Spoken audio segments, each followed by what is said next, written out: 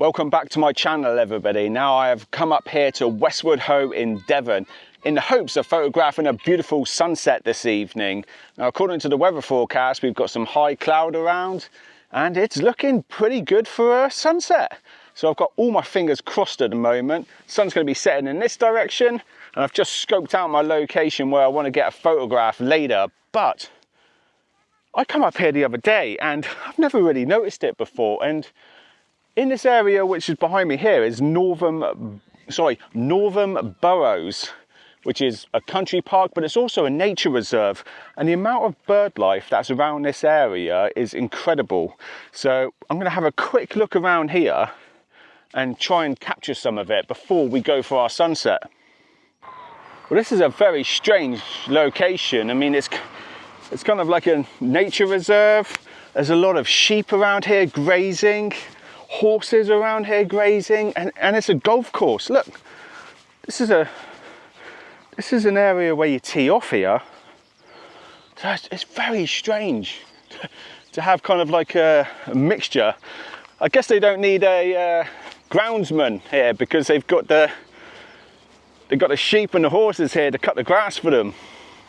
But when I come here the other day, there was such a huge array of bird life in this area, and I managed to capture a couple of photographs, but there's a lot of Eurasian skylarks here and they're so noisy. But even now, can you hear him? And as I was driving up the road a second ago, because this is the main road here where you come in, and there's one literally just on the side of the road, just sat there just chirping away. In fact, as I've got a little bit closer, he's just completely silenced. And the other day, one was just flying up in the air, literally directly above me, just hovering above me and chirping away. But there's definitely some other bird life around here, so we're gonna have a quick little look. They seem to be mainly in these kind of bushy areas over here.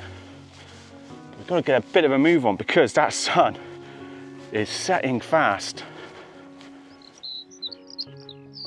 Among the tangled bramble bushes, small birds chatter constantly from the thorny branches above. Stone chats are especially common here, often using the tops of brambles as lookout posts to scan for insects. The males are easy to recognise with their bright orange chests, bold white collars and black heads, while the females are more subtly coloured in shades of brown. The Eurasian skylark is a small ground nesting bird commonly found in open grasslands and farmland. During the breeding season, males perform a distinctive display flight, rising high into the air while delivering a prolonged and continuous song. Its streaked brown plumage and short crest provide effective camouflage among grasses and soil. White wagtails are also recorded in this area. This species breeds across parts of Europe and Western Asia, while many populations migrate to Africa during the winter months. They are typically found near open ground and shallow water, where they feed on insects and other small invertebrates. Their striking black and white plumage and constantly wagging tails make them easy to identify in the field. I just got another one here. Again, just sticking up on this branch here, but it's all gone very quiet all of a sudden because they know I'm here and they're just kind of like wanting to shield themselves. But literally a second ago, as I was walking into this position, a skylark, literally, he must have been 10 foot in front of me, and all of a sudden he just flew off. He was on the ground. I didn't even see him. So it's amazing how close they'll let people get, and they'll just sit there in complete silence, and then suddenly he just flies off, and I haven't heard a peep from a skylark since. Wow, I just noticed some people playing around up on the beach up there, and well, they look amazing. I'm gonna have to try and swivel my camera around and get a bit of a shot of them because it's quite a nice little silhouette, shall we say.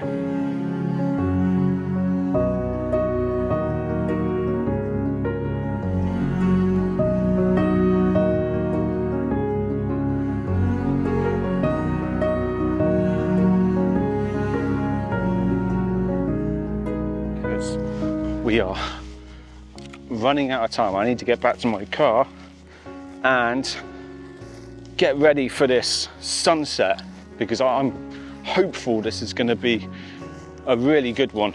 Ow, God, it hurts walking through this tall grass here. But yeah, I got a couple of good shots of some birds there, but yeah, they're so far away. This is where you really need a long telephoto lens. I mean, I'm at full on 600mm on every single shot there, and I'll have to heavily crop in on every single one of them. So that's where having a high megapixel camera really comes into play, especially with wildlife photography.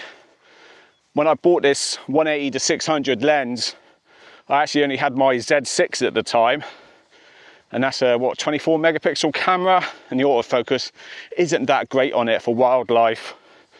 So that's when I had to go out and buy another camera, because I just wasn't utilizing the lens enough. But ever since I've bought my Z8, that 180 to 600 is just such an amazing combination for wildlife photography. Autofocus, just amazing, really. I've got it set up really nicely now, so it works really well for me. But again, that Z6 just wasn't up to scratch really for me. But again, with wildlife photography, like you're seeing a couple of my photographs there, I'm being really mindful of not just about taking any random shot of the bird. Be really mindful of like any sticks or branches that might be over the bird while you're trying to photograph him, and be mindful of your background as well. Like behind, I've got a bit of a town behind me, like Westward Ho, and it's not really a big flattering background, and you'll see that in the image. It will be heavily blurred out, but the colour from the town will appear in the image, and I don't really like that.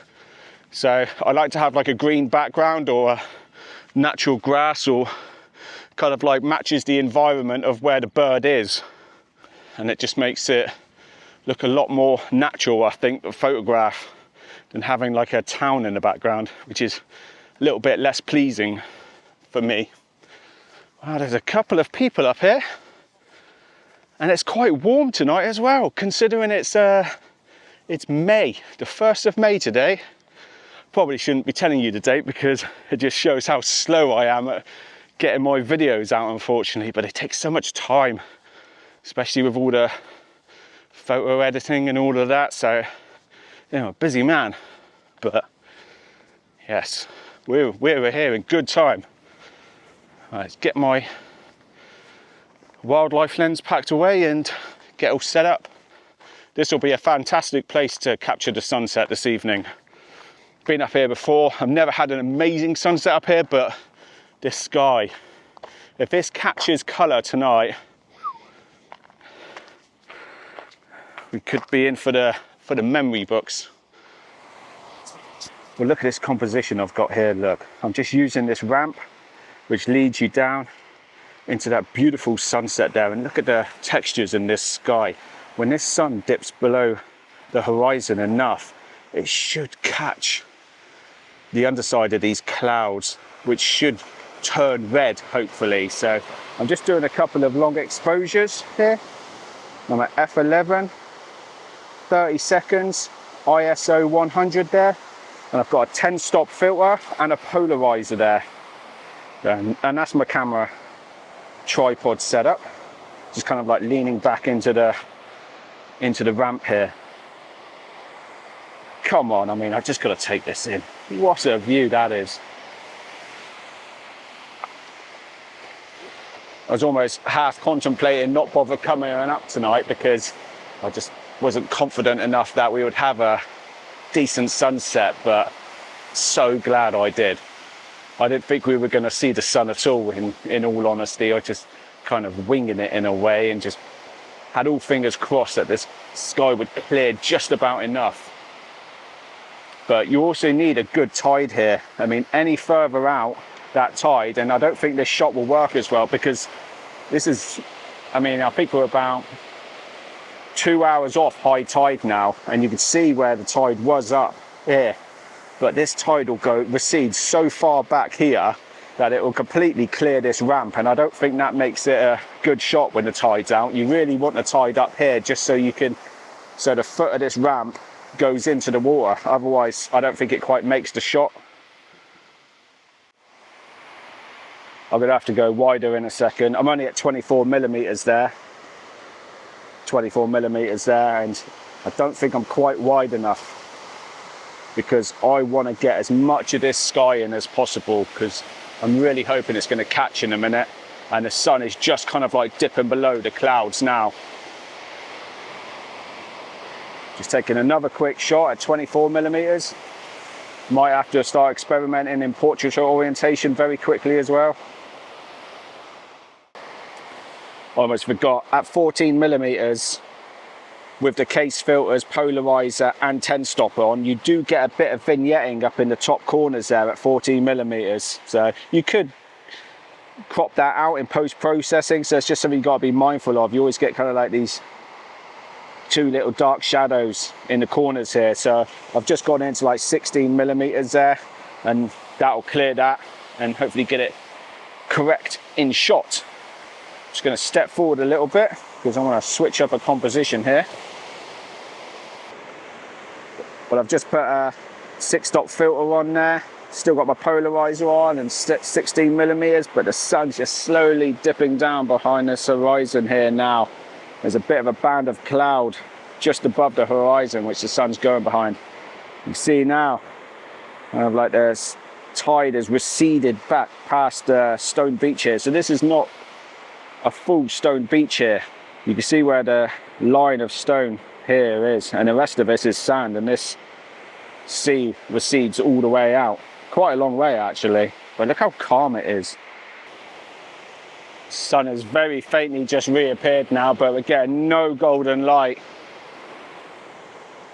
Well, just a touch of golden light, should I say. That's more of just a reflection of the glow coming off the sun there, but literally no light. Look how blue and amazing the pebbles look here, where they're still slightly wet from where the tide was. So I'd pretty much be underwater now if that tide was all the way up.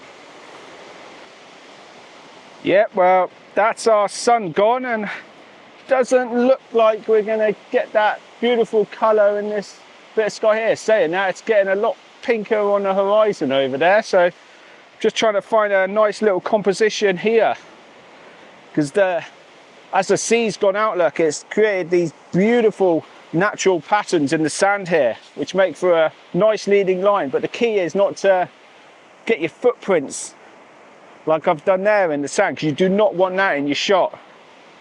Quite nice texture here.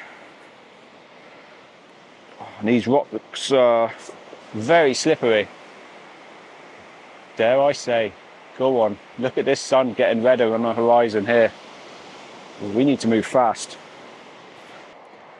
Just going low here, just to get some of these beautiful rocks in the foreground, trying to find a nice composition in them. It's quite difficult, but I love the balance of the foreground of the rocks and then the sand leading out into the shot there, and I've still got a bit of colour on the horizon, so I'm trying to take full advantage of that at the moment. Oh my God, it's catching, look.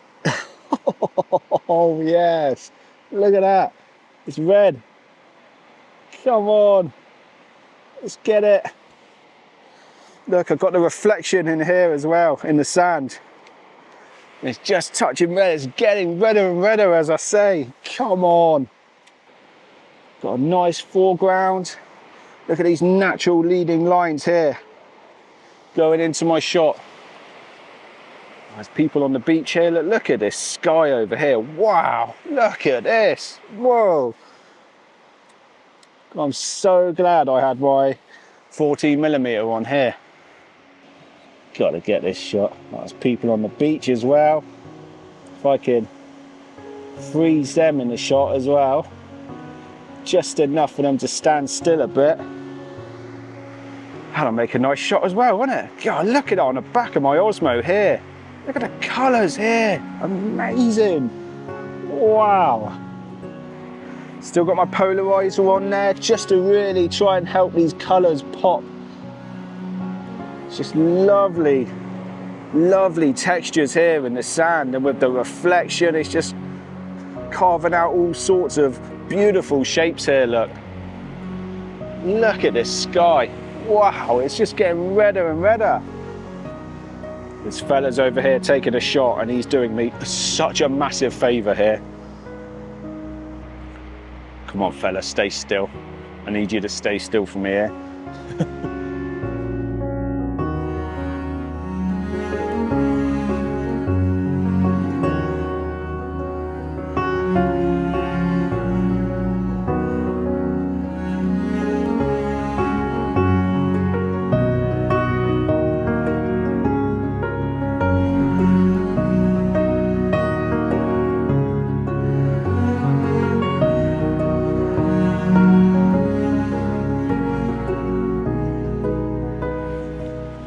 Well, I'm going to bring this video to an end here, everybody. I'd like to thank everybody for joining me here at Westward Ho. It's been an incredible evening. We got to photograph some wildlife, and we were treated to that incredible sunset. And it's the best sunset I've seen this year. So I'm so happy I could share that adventure with you. Thank you again for joining me. See you on the next adventure.